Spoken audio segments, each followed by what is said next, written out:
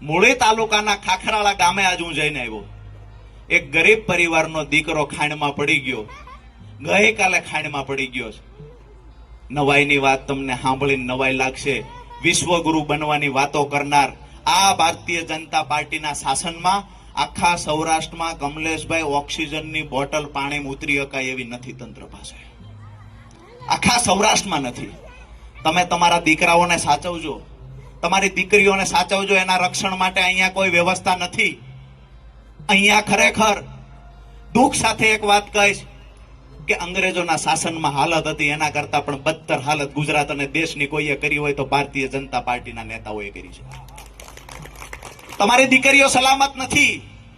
તમારા દીકરાઓને સાચવીને રાખજો. તમારા દીકરાઓને ગેરમાર્ગે દોરવાનું કામ પણ, નશાખોરી તરફ ધકેલવાનું કામ પણ ભારતીય જનતા પાર્ટીના નેતાઓ કરે છે. ક્યાંક ને ક્યાંક તમારા બાળકોને શિક્ષણથી જાણી જોઈને વંચિત રાખવાનું કૃત્ય પણ ભારતીય જનતા પાર્ટી કરે છે.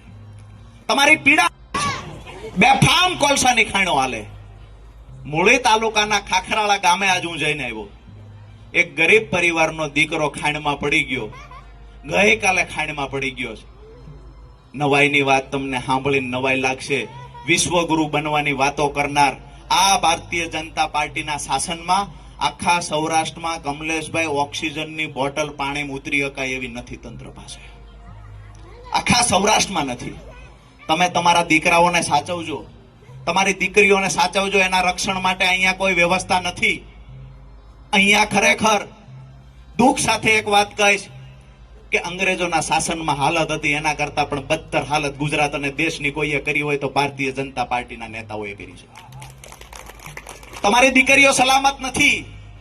તમારા દીકરાઓને સાચવીને રાખજો. તમારા દીકરાઓને ગેરમાર્ગે દોરવાનું કામ પણ, નશાખોરી તરફ ધકેલવાનું કામ પણ ભારતીય જનતા પાર્ટીના નેતાઓ કરે છે.